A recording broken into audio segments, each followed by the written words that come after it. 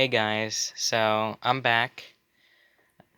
I would have made a post in the community discussion as kind of a channel update, but apparently they removed that literally last month, so I couldn't exactly do that. So everything's alright, I haven't been able to come up with anything for a video, and I've always been busy. But I just thought, why not give you guys a little look at the game collection I've been building up over the summer. I'll start over here at the game consoles. I've never really been able to get any modern consoles, so I'm just stuck with last gen. This is our Xbox 360 that we use as our main one. 320 gig hard drive inside. Had to buy it because it didn't come with one, but it's doing pretty good. Also came with component cables. Pretty useful because we only have 2 HDMI ports. PS3, I stripped the hard drive retainer screw on it, and so for the longest time I wasn't able to upgrade it to, again, 320 gigabytes like I wanted to. But I did, it's inside it. My brother was actually using it a few seconds ago, that's why it's on. I actually have the 60 gig hard drive right over here.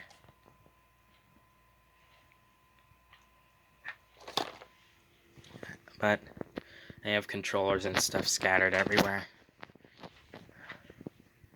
Then in here I have a few more consoles. NES, SNES, Sega Dreamcast back there, you might not be able to see it. Game Gear doesn't work right now. I'm gonna fix it eventually. There's an Xbox on the bottom, you might not be able to see that, but it's an original Xbox. A PS2, and underneath the NES is a PS2 Slim. I actually have a modded memory card down with the accessories. And the box for my 3DS. Oh, and over here I have my new 3DS XL.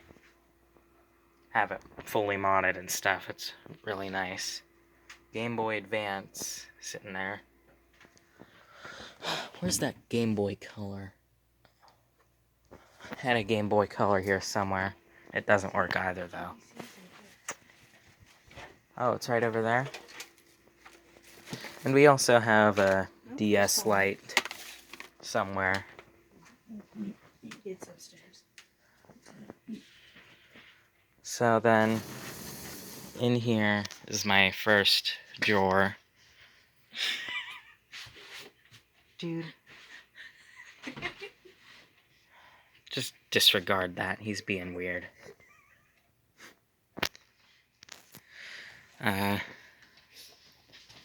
Most of these games aren't really out of the ordinary. Those are 2 Genesis sports games back there.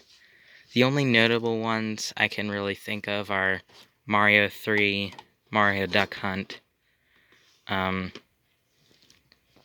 Jam. I also have Tournament Edition, but I think I'm going to sell that. And Mario Paint. In here I have a bunch of loose discs, but a lot of them are rotted.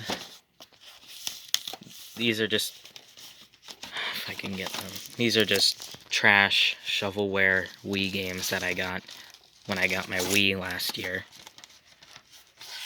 DVD player firmware and network adapter startup. Really helpful. I think I'm going to use that to set up MixLink Kai at some point. Down here we have more games. This is all sorted by release date, by the way. They're not thrown in there randomly. I just have them mixed together like this because we're very limited on space at the moment. Down here we have more games. Funny story, actually. Found this copy of Wii Music at a flea market a few weeks ago, and the music text on the spine is faded completely, so it's just wee wee.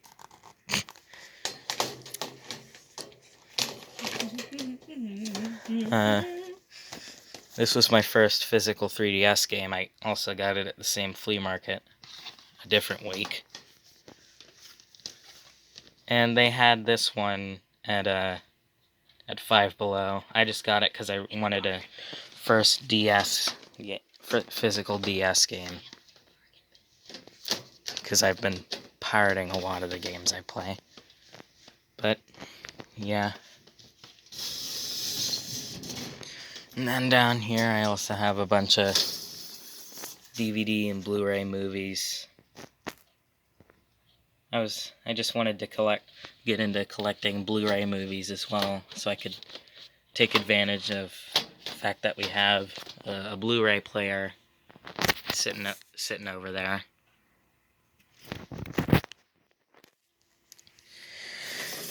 Video quality is pretty good, but yeah. What about our AT&T phone? No, Eli. Here I have two PS2s that I'm gonna sell. One of them has a broken disk drive, but I might just bundle it with a free McBoot flash drive if I can't, memory card if I can't get it to work.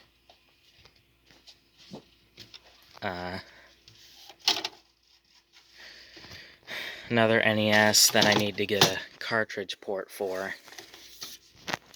Here I have some games that I'm gonna sell. Most of them, they need tested first, except for the Xbox 360 and PS3 games down here. Like, I can't test SNES games right now because I don't have the proper video cables. A couple Rokus back there I'm gonna sell. These are just a bunch of empty game cases that I swap cover art on every so often. Game Boy games here. Nothing really major to show. I mean, I have a few Pokemon games, but that's really all that's...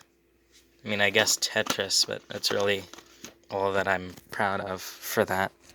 And those I've had for years. Here's my accessories drawer. This isn't very organized. It doesn't really need to be because I don't get in here often. It's just controllers and memory cards and stuff.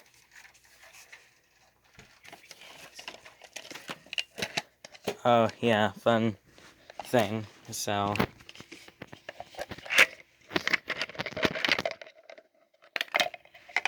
let me separate these first. So, my uncle gives me some of his old video game stuff. Like, he gave me that PS2 Slim up there with a few memory cards. And so now we have, like, a bunch of PS2 memory cards now.